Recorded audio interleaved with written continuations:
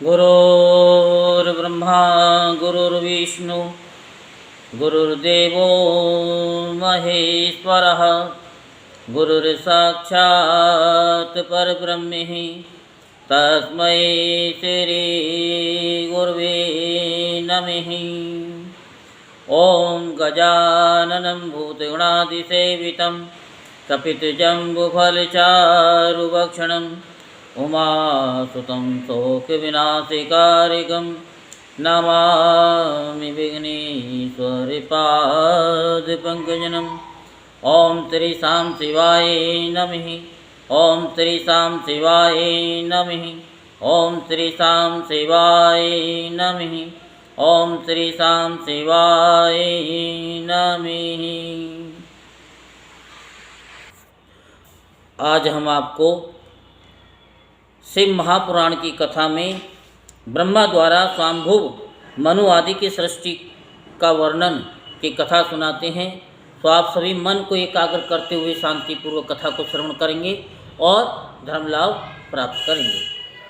सोचिए बोले, इस प्रकार अयोनिज मानस प्रजाओं की रचना हो जाने के पश्चात आपव प्रजापति पुरुष अर्थात मनु ने अयोनिजा शतरूपा नामक पत्नी प्राप्त की।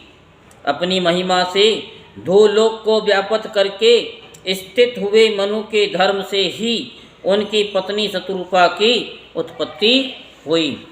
100 वर्ष तक अत्यंत कठिन तप करके शतरूपा ने तपस्तेज से संपन्न पुरुष को पति रूप में प्राप्त किया था। प्रादुर्भूत हुए वे पुरुष ही स्वांभुव मनु कहे जाते हैं। उनके अधिकार का 71 चतुर्युगों का समय इस संसार में एक मनवंतर कहा जाता है। उन वैराज पुरुष के अपने ही अंश के द्वारा वीरा शतरूपा उत्पन्न हुई और उस वीर का वीरा शतरूपा से स्वांभुव मनु ने प्रियव्रत और उत्तानपाद नामक 2 पुत्र उत्पन्न किए। उनकी एक कन्या उत्पन्न हुई जिनका नाम काम्या था। वह महाभागा काम्या करदम प्रजापति की भार्या हुई। काम्या के सम्राट साक्षी और अविट प्रभु नामक 3 पुत्र हुए। प्रभु उत्तानपाद ने इंद्र के समान अनेक पुत्रों को उत्पन्न किया और आत्मा राम परम तेजस्वी ध्रुव नामक एक अन्य पुत्र को भी उत्पन्न किया।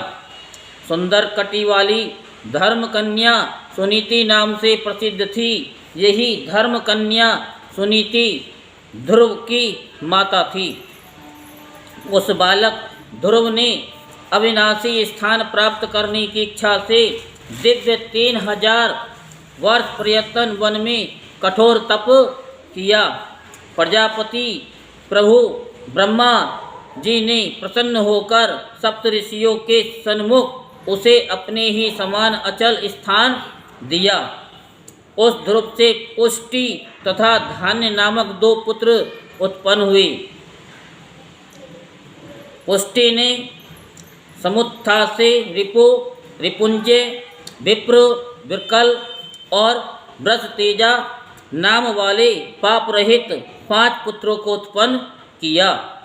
रिपु की पत्नी ने सभी दिशाओं में विख्यात चाक्षुष नामक पुत्र को जन्म दिया। चाक्षुष मनु ने पुष्करणी से वरुण नामक पुत्र उत्पन्न किया।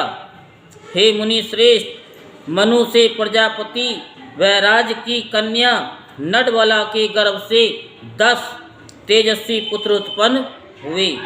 उन पुत्रों के नाम पुरु, मास, सत, धुम्मन, तपस्वी, सतवित, कवि, अग्निष्टोम, अतिकाल, अतिमन्यु एवं सुयस हैं।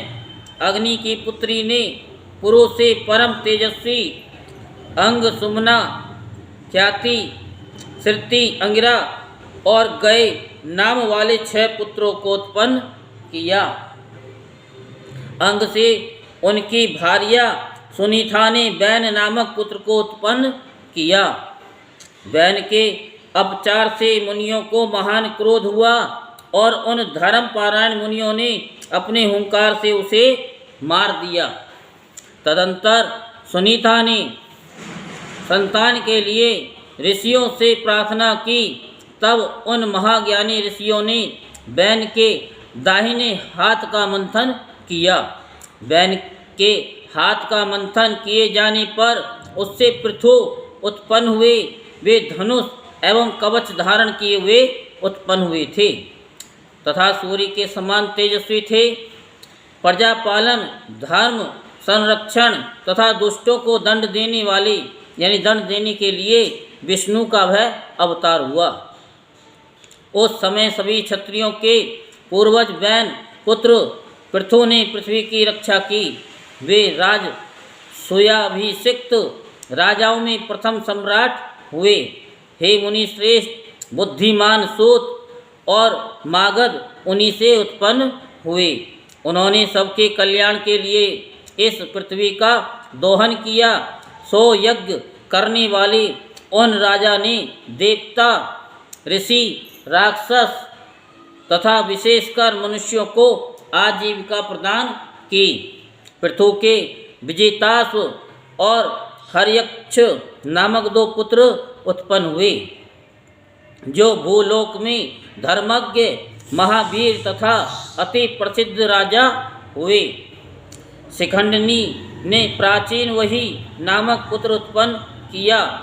पृथ्वी तल पर विचरण करने वाले उन प्राचीन वहीर के द्वारा पृथ्वी पर यज्ञ किए जाने के कारण कुशाओं का अग्रभाग सदा पूर्व की ओर रहा करता था। उन्होंने समुद्र की पुत्री के साथ धर्मपूर्वक विवाह किया। विवाह करके वे महाप्रभु राजा अत्यंत सुशोभित हुए। समुद्र कन्या के गर्भ से अनेक यज्ञों के कर्ता उन प्राचीन वहीर ने दिव्य 10 पुत्रों को उत्पन्न किया। प्रचेतस नाम से प्रसिद्ध वे सब धनुर्वेद के पारंगत थे।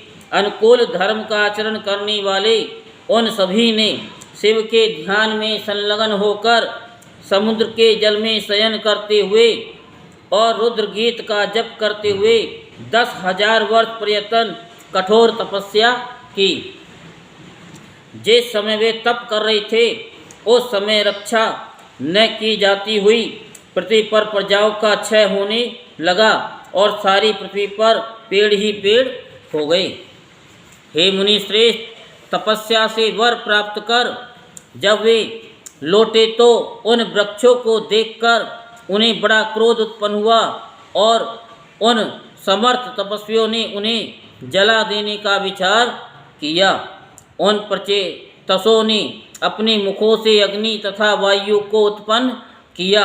वायु ने उन वृक्षों को उखाड़ डाला और अग्नि ने भस्म कर डाला। तब वृक्षों का क्षय देखकर और कुछ ही वृक्षों के शेष रह जाने पर प्रतापी राजा चंद्रमा उनके समीप जाकर कहने लगे। सोम बोले, हे प्राचीन वही के पुत्र राजाओं, आप लोग अपने क्रोध को शांत कीजिए और वृक्षों की इस सुंदर कन्या को स्वीकार कीजिए। भविष्य को जानने वाले मैंने गर्भ में इसका पोषण किया है। अतः हे महाभागो, सोम वंश को बढ़ाने वाली इस कन्या को आप लोग भार्या रूप से स्वीकार कीजिए। विद्वान सृष्टिकर्ता महातेजस्वी पुरातन ब्रह्मपुत्र दक्ष नामक प्रजापति इसके गर्भ से उत्पन्न होंगे।